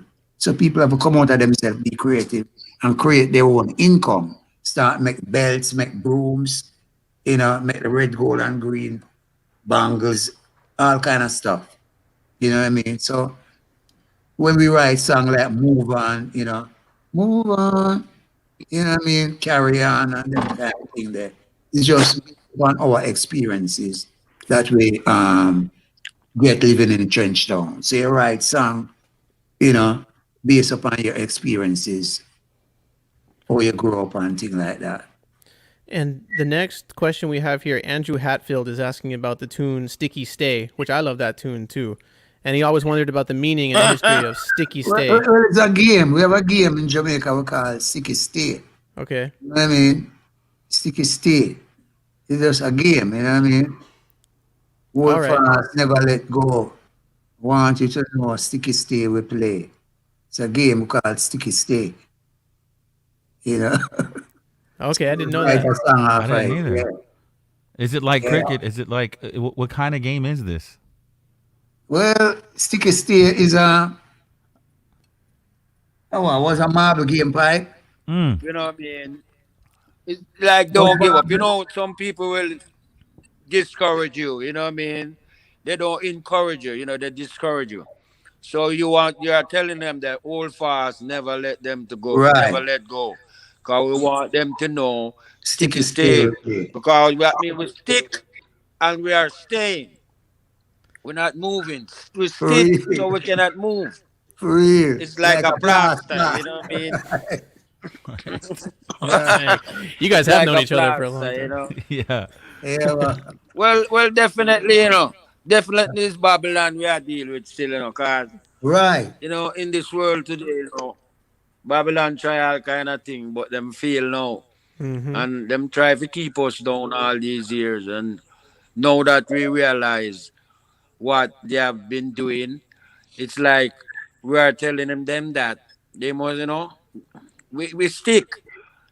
We ain't moving. Mm-hmm. And we're staying, because stick like a plaster. You know, so it's hold fast, never let go. And you know what? That rhythm is sticky too. They did a good job with that. There you go. Yeah, man. Yeah, man. It's a big wide desert, you know, and there's a lot in it to find. Yeah, Don't let they confuse your mind. You know what I mean? Cause it's you see and we are in a confused world, where you can easily well get confused, you know, by the things of the world, why all people, deal with each other, because everybody they love, but what I see is like, Mm. because if they did no love, the things I've seen today, it wouldn't have been this way. So it's a like. I don't love, I like. That's what they missing mean. They say love, but it's really like, not love. Because if you love, you would know about trust. Because trust is one of the main ingredients in love. And today, it's very few people you can trust. Because you trust them and they still let you, So it's very hard to know that you have all these you have all these things to show people, to help people, to stay strong, you know, don't stress, cause if you love, you do not destroy. Anything you love, you do not destroy. If you love a shoes, you wear it more than any other shoes in the house. All right? That's So as true. I say, it's not really love. A lot of people say love, love, but it's like, my brother. It's like, what I mean? Mm. I But like the explanation. Yeah. know that, you know what I mean? Because trust is one of the main ingredients in love.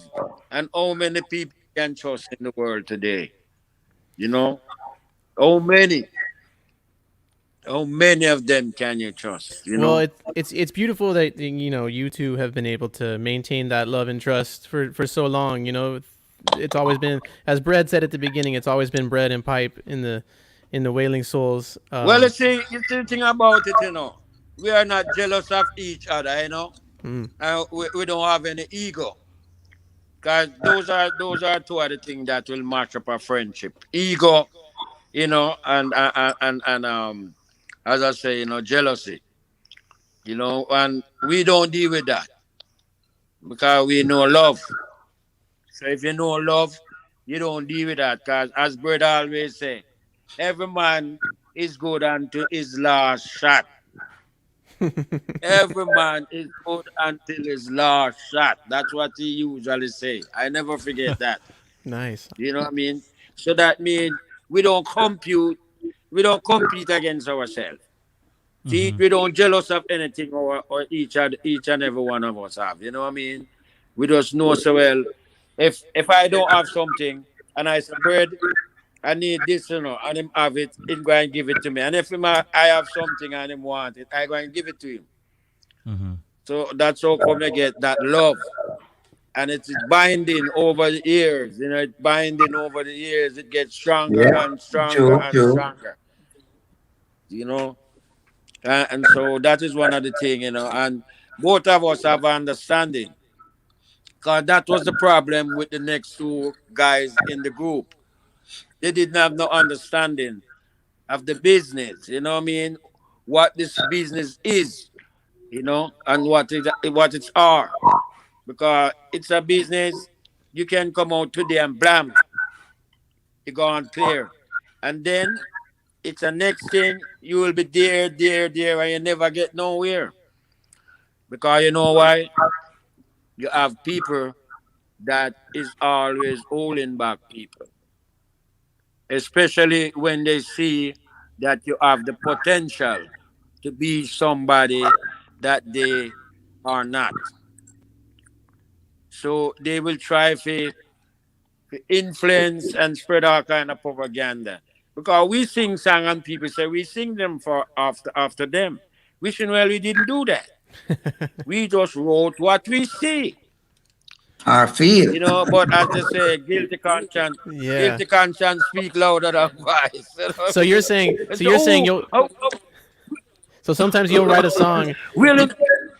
You'll write a Yeah, song yeah. and someone thinks it's about them, and you say, Yeah, and you're yeah, saying, yeah. well, if that's your problem. You Yeah, must yeah, have a yeah, guilty. yeah, yeah, yeah. Yeah. Yeah, People just go yeah. shut the boy out. A medium write the The song, the sing a boy. song off. No. Yeah, yeah. Mm-mm. Yeah. You know. True. And so as we say, so one think it, so is he. Right. Because if you feel Beautiful. that that song is written out for you, it's because you have a Yeah. you have a case. You're a guilty one. Yeah. Right. Because it's because of the understanding you have and what the song is saying, Right. and you know Yeah. you're that kind of person. Wait a minute. That's why you're so Did guilty. did you guys write Shark Attack about me? I know what's going on here. Well, no, shark attack. You see, we've been knowing about shark, from our country. So I remember the first shark song I write was Abasha. Abba Shark. And the reason why is because when I was smaller, my grandmother used to tell me about this shark that used to came into the harbor, and then he would follow the ship, them go out to the channel, and then he would follow our next ship coming back. All right, to the harbor. So I said, well, that's an harbor shark. Because he doesn't go out in the ocean. He just go out of the channel and meet the ship them. Him follow one go out and then he meet the next one coming back. So, we wrote that song Harbor Shark, you so high. Because, a lot of people feel like they're so high and mighty, But eventually, sometime, they fall down, After. So that's all we say. You so high and mighty. You so high and mighty. Yet to run, come tumble down. Run, come to try jump the neck. Run, come tumble down. So Yes. we just love that. see the things to write about. That is our Serious thing. thing, man. Because we are observers. We are observers of the Almighty. Say So we right, Sam, observe. observe, yeah. Yeah. You have to observe, things that is happening. Because everything is happening. As Bob sing, and say, there's a natural mystic blowing in the wind. But a lot of people don't see that mystic. But we can see it. Because we know when it's coming around, we are in a calm and a cool vibe. So we can generate that vibration from the mystic. But if you out there and you just keep yapping, the mystic pass you. Oh. Because you keep talking. Yeah, You're that not can't see really. nothing, right? Yes, they cannot say anything. Because you always love to talk. And sometimes when you do that, you talk the wrong thing. You make wrong judgment. You make wrong assumption. Those are the things, we try to avoid those kind of things. And it doesn't matter what I want to say, as long as I know that I and my partner is clean above all things. You can say what you have to say. You must say something, because if it's good, you're gonna say. And if it's bad, you're gonna say. So I just write my song for what I see, you know what I mean? Or maybe I might say a word and then I say, oh, that word is just a very substantial word. It can say something. Oh, of course. Mean, so, yeah. You're a phrase. So, Yeah. So I just jump on it and I write, because sometimes I will see things and then I will just scratch it down on a piece of paper. And then when I come home and I look into my songbook, I say, oh, it could fit in this song here. Because this is what really happened, Mm-hmm. And sometimes a song will take us all 3 years to finish, Yeah. 2 years. And then some song will just finish like in the wink of an eye. Yeah. Yeah, because we wrote song from 8 o'clock to 10 o'clock and go and record it in the studio. Me and my partner for some Japanese beer company. They sit down all that. Wow. Yeah, they flew for. Yeah.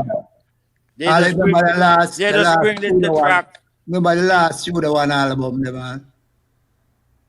The last Oh Suda One yeah, cause we album. were working on our own album too. And we Yeah. were working at day we Two work for album one ourselves time. and at Yeah. night we work at Suda One. Wow. Roddy. So that's how, yeah, Wow. we love the music, boss. And I love to know I can communicate with people, what I mean? And counteract with people like all you guys, Roger, and Yeah. that you guys is in the entertainment too, you are spreading the message out there to the people. That is really keep the people together. Because the music, will soothe their heart and their mind so they get calm and stay relaxed. You know. Yeah. Yeah. Well, I mean, we learn it from you. Yes. It's always, I think, Definitely. anybody who plays reggae music nowadays, you know what I mean? They learned it from Wailing Souls and groups like you guys, Yeah. who just been doing it forever and have touched so many people. So I know we're all very thankful for that. And like one of you mentioned earlier, we really gotta, I think, soon start thinking about a documentary, right? Wailing Souls documentary, because Yes. this deserves, this story really deserves to be told in full in a situation with some good video, good audio, and Yeah. so we really Yeah. gotta Ken, do. where's Ken at? Ken. Yes, Ken. yes. We're supposed to be doing that. Yeah. I'm getting him in trouble. Yeah, aren't I? man. No, we're supposed to be doing that. See, Don't want Yeah. this to be it done. is good to know It's that there. I agree. Yeah. regardless of the pandemic and thing, we can still, have music, to keep the people calm, because right now a lot of people is stressed, and everyone is blaming the virus. And the thing about it is that you got to blame yourself too, because if you don't follow certain criteria or certain guidelines, you know what I mean, that's your problem. You better stay home and listen to some Hmm. music, some good Yes. reggae music to soothe your mind, and keep Good you, call. happy, Yeah, man. Let's take away all the stress. Sometimes I don't know if you do this thing, Sometimes I just block my mind away from all that is happening. All that is happening around, it's like it's not there. I know it's there, but to me, it's in the back of my mind. Mm-hmm. Because that's how I really can record certain times. I go out there and I see things and I just record it in my computer brain here. And when I go home, I take my pen and my book. Because right now I have 4 songs a book. Four book of songs right now. Wow. Wow. 4 book of songs. And I'm still writing every day. I'm still writing. Never stop right, You son. know? No, no stop right. I Never never stop stop right, right. son. There's too much things to write about. Oh, But man. it's you for see it. Yeah, it's you for see it. If you don't, as I say Never now, stop we right, can see the son, boy. things in our bread. But some people can't see it. Because you see, they're not that deep. You have to be deep in a certain region to see things, you know what I mean? It's just like how when apartheid was going on and them thing there. We were down in Jamaica as little kid, but we know what was happening. Hmm. Because we could feel it. Because we see it and we feel it, you know what I mean? But now it's like, I don't know. As God said, we are living a very temptress world.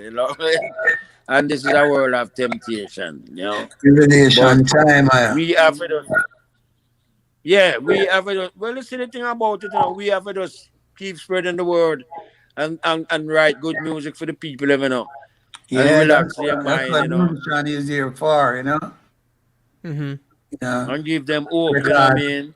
what's Just happening give in them this hope, time. because that is one of the It's greatest out things, here. hope and faith. And as long as them have those 2 things, they will all right. Love, yeah. Well, you definitely, I mean, throughout your career, even until right now, you've given people a lot of hope. So, we thank you for that. And, we really want to thank both of you for being on the show.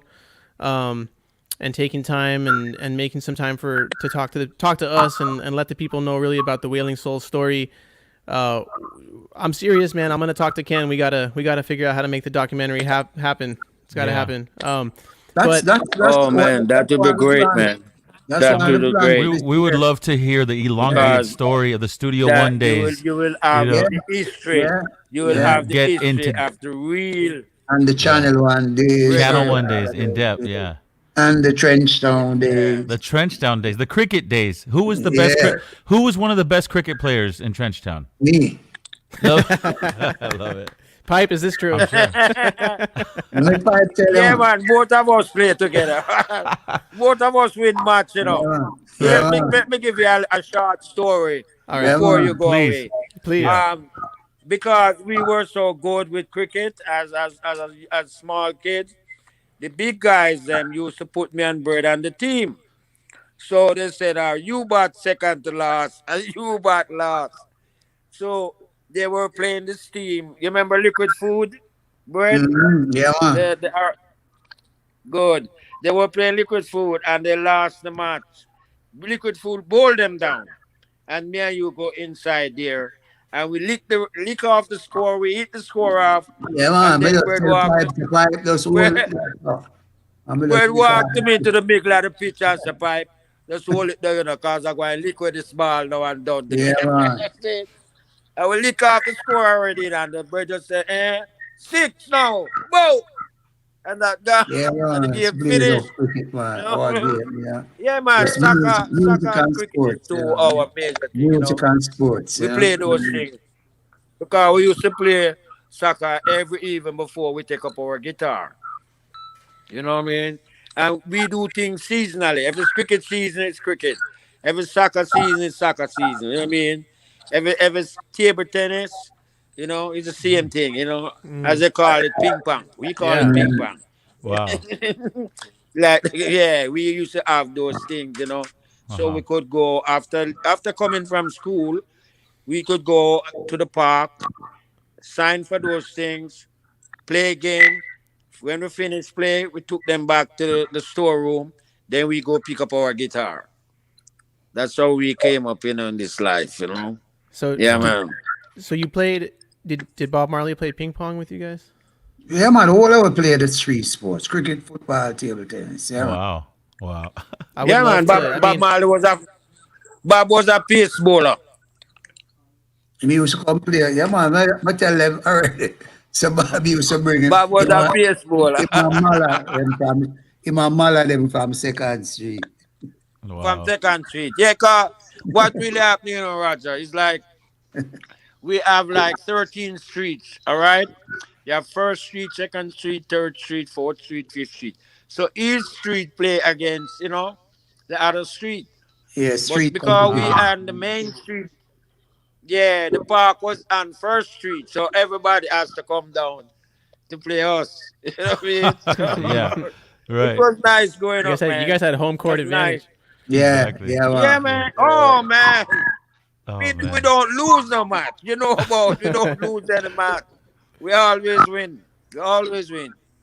So Yeah, when man. when We when love everything sports, you know. Keep- when everything gets Go back ahead, to normal, when everything gets back to normal and we play some live shows, I'm gonna make sure to bring the equipment and we will have a cricket match One backstage. thing, man. We're gonna go, we're gonna find a field. We're gonna put you to the test. We're ready for that.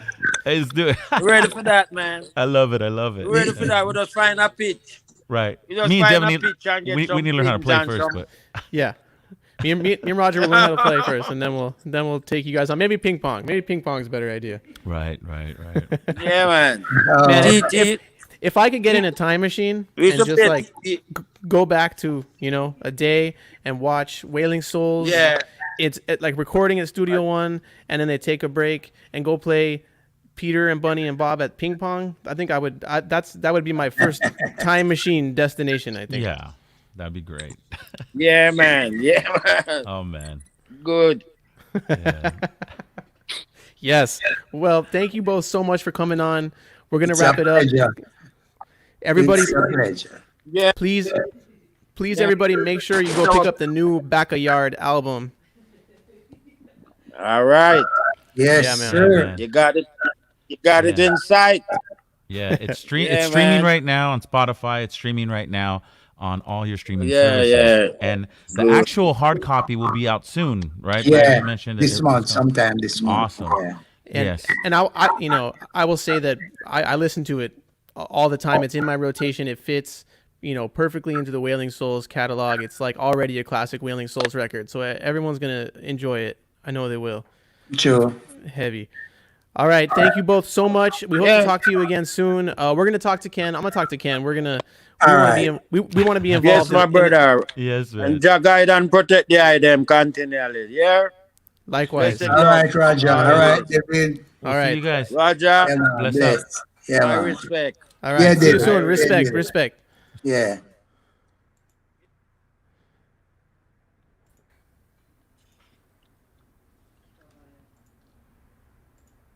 There we It's go. like a little puzzle. It was a little puzzle Yeah. for a little bit. It's great. So much fun.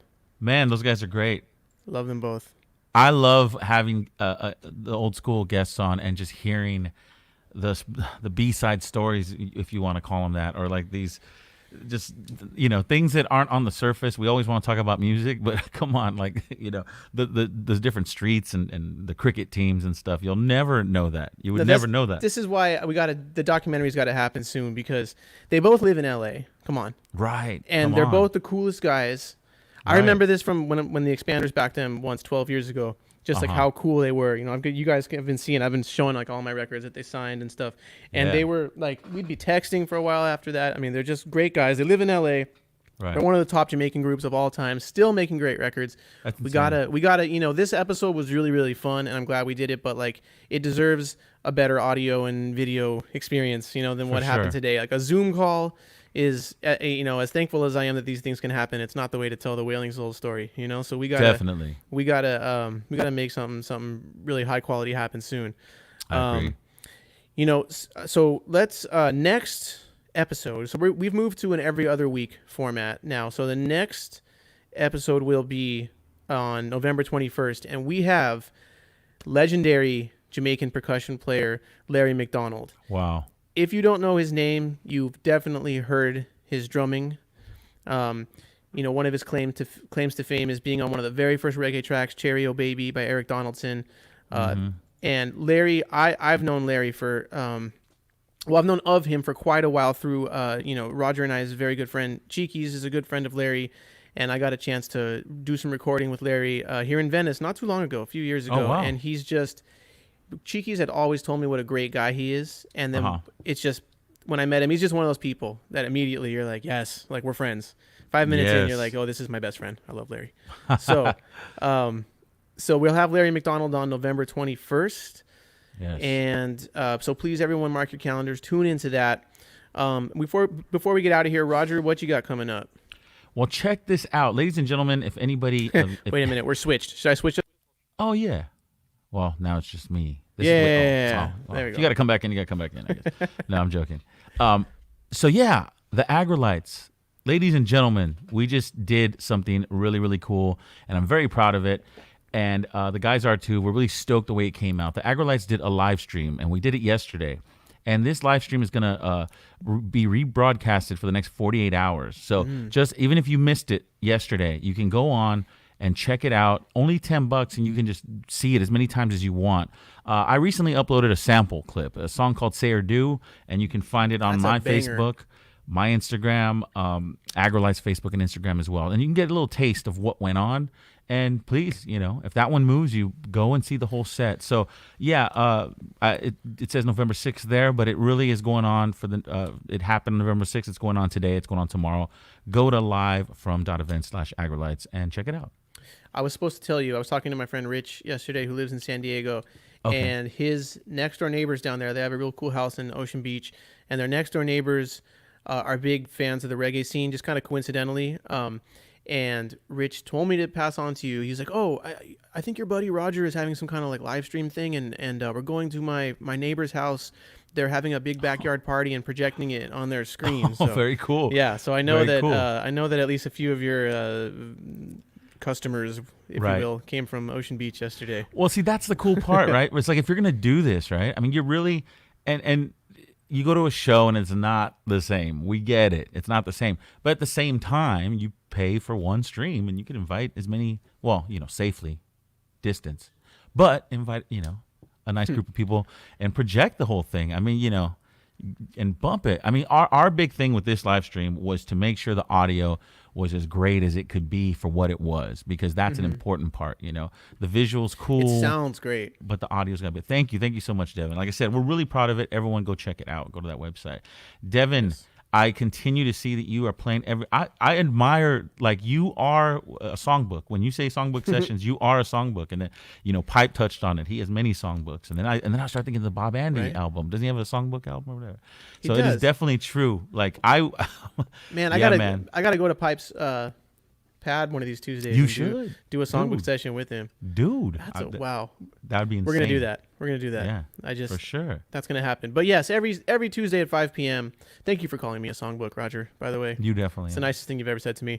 This Tuesday and every Tuesday, I do the songbook sessions at 5 p.m. Pacific, where I just I sit right in this chair and I pick up this guitar and I sing songs, original songs, expander songs, and old Jamaican songs. And sometimes I do little special episodes. I did a couple weeks ago, I did a Gregory Isaacs tribute, because it was like Gregory Isaacs Memorial Day.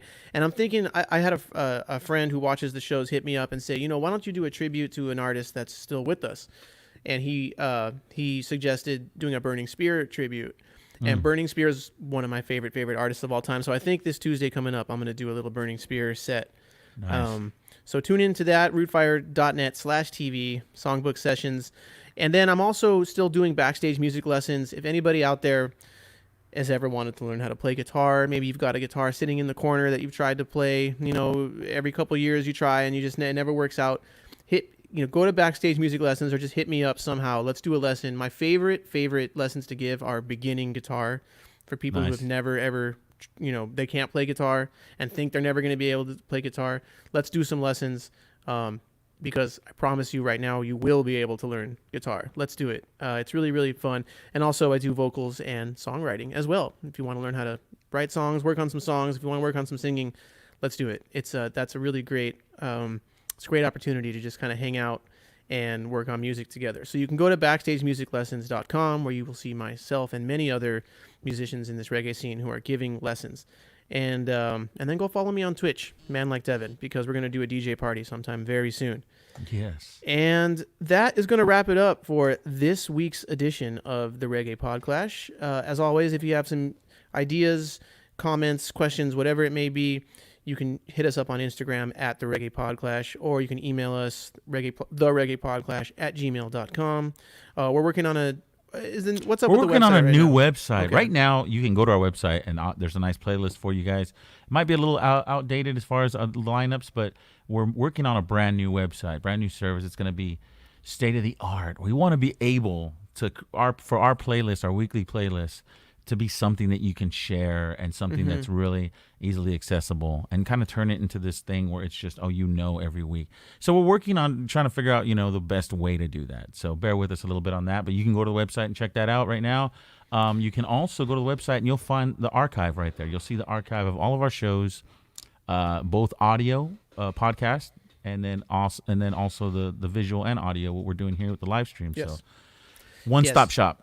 Make sure to go subscribe to the podcast, please. And like we said before, you can also go to rootfire.net and find all our merch. I'm wearing our hoodie right now. You can see the Reggae PodClash. I love this hoodie. I haven't taken it off since I got it a week ago. Nice. It's smelly, and it's covered in my dog's paw prints, and it's got some pizza. I see marinara sauce on it. There's marinara. There's what else is? Well, we'll talk about next week. What might end up on my hoodie, but codfish. Yes.